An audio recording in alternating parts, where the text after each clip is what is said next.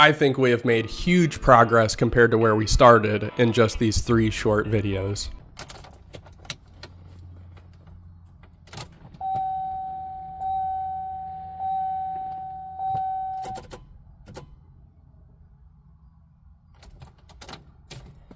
It was doing so good. The car would start every once in a while if you held the key down in the start position.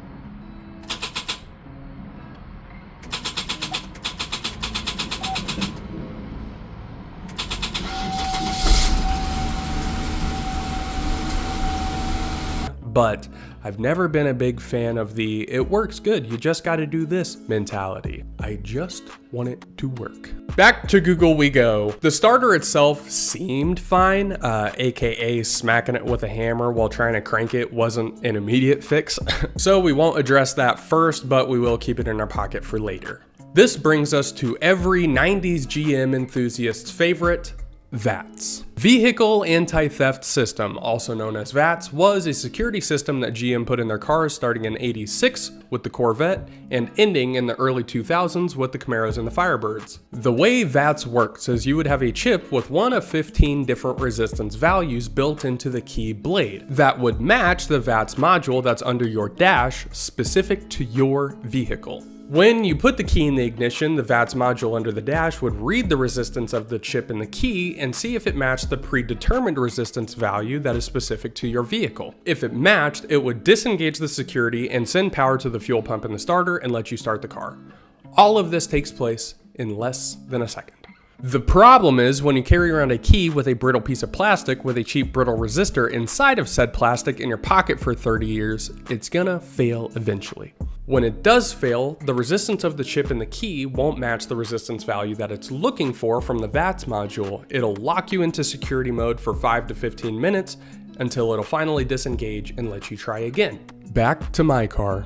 When the car wouldn't start, it'll shut all the power off in the car for about 10 minutes before it'll turn on and let me try again. Sound familiar? So I measured the resistance of the chip that is in my key to see which one of the VATS resistance values it matched the closest.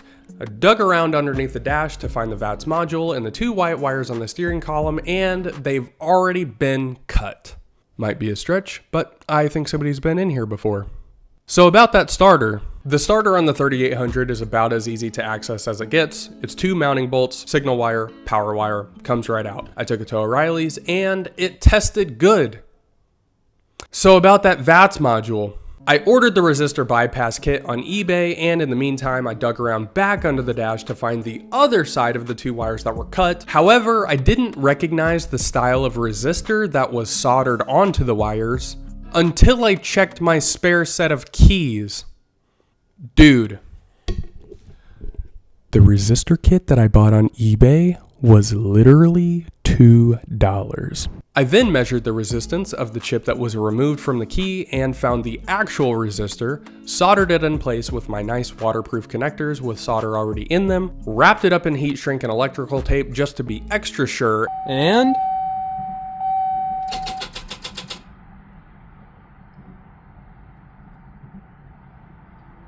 no! It still doesn't start. So about that starter. A remanufactured starter from O'Reilly's is about $200, and we're balling on a budget here, so you know what that means. LKQ, baby. I did double check part numbers before going to the pick and pull lot, and the part number between the 3800 Series 1 and Series 2 is the same, which was a godsend. This means that we can dig around every 3800 in this entire yard until we find the nicest, newest starter on the lot. Row 73, spot 11, we got a 2005 LeSabre. Because it's a 2005, this is one of the final years of the 3800. But if we take a look underneath, I think we found the Mac Daddy of starters. You see what I see?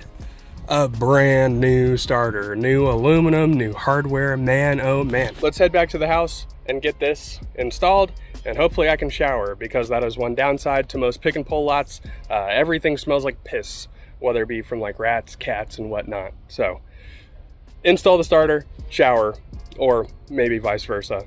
With the new starter installed, resistor soldered in place, and the battery reconnected.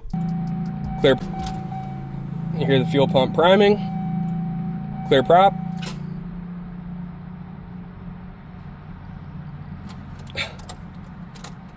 Take it away, Jesse. Next on the list, we are going to test the battery. What we're going to try now is this battery booster is fully charged. We got it hooked up to chassis ground over there and positive on the battery. So without doing anything, I haven't done anything to the starter yet. We're going to turn this to the on position. We're going to turn on our battery booster and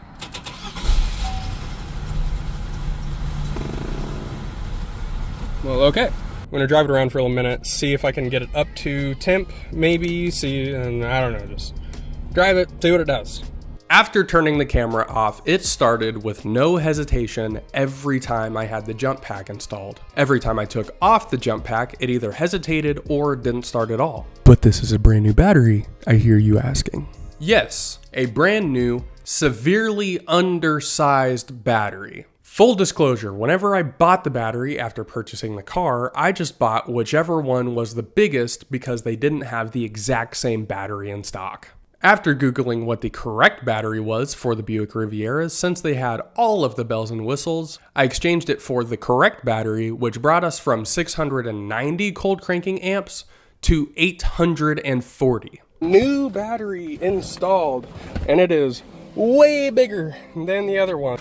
So first, we'll make sure we can turn it on. Nothing blows up. Let's go ahead and roll down the windows, see if we can give it a listen. And, oh man, no hesitation, started right up. So let's drive it around a little bit more and see if all of our electrical problems are gone. With that, the car is back on the road and hasn't skipped a beat since. But it's still far from perfect. Next item on the agenda is the clogged catalytic converter that you could smell when you were driving down the road. The catalytic converter being clogged caused excessive back pressure, which then caused the exhaust manifold gasket on cylinder number 1 to blow out, causing a horrible exhaust leak. So I guess we should probably look into buying a brand new catalytic converter and having it installed by a reputable shop. Or now that the catalytic converter is cleared, the throttle response was immediately better and the exhaust leak was improved. Not fixed, but better. Plus, it did help the surging idle. A little bit anyway. Remember in the previous video when I said I couldn't read the OBD-I computer? This is because for the 95 model year, GM decided to use what is called OBD 1.5. It is an OBD-I computer just with an OBD2 style port. This means that you can't plug in my OBD2 scanner because it can't read the OBD-I computer, and you can't plug in an OBD-I scanner because it won't fit in the OBD2 port.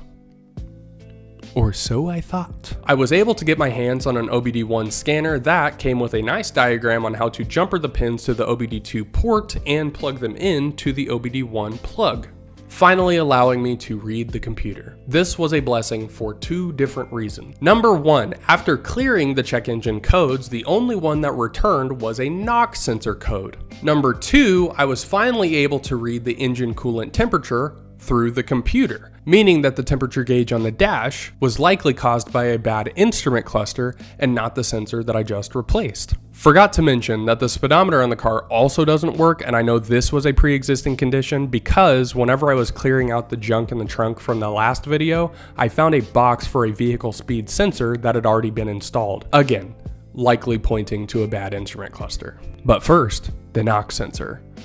Back to O'Reilly's. With the new NOx sensor installed, the only code that remains on the dash is for a system to lean error, which could be caused by the exhaust manifold gasket that's leaking, because the only O2 sensor on the car is before the catalytic converter. Because of this, me gutting the catalytic converter wouldn't cause it to throw a code. And finally, the instrument cluster. I found a really clean example for a 95 Riviera on eBay, as well as a new HVAC module, because mine likes to glitch out and not work and kind of just has a mind of its own. There are a lot of things on this car that I haven't filmed for one reason or another, like installing a new fuel filter, resealing the trim on the windshield, miscellaneous cleaning like the mass airflow sensor in the throttle body, reattaching the rearview mirror that I knocked off, and much, much more on the quest for the perfect daily. After tearing the dash apart and installing our 2 new units, the HVAC works just as good as the day it left the factory. The speedometer is nice, smooth, and accurate, according to Google Maps. And the coolant temperature gauge still doesn't work. Until next time. Far from the light, 'cause I like the dark. If my heart had wings, 'cause in the dark all those mirrors don't shine, and I never have to look myself in the eyes. If my heart had wings, I'd say bye to this world I despise, and I'd fly.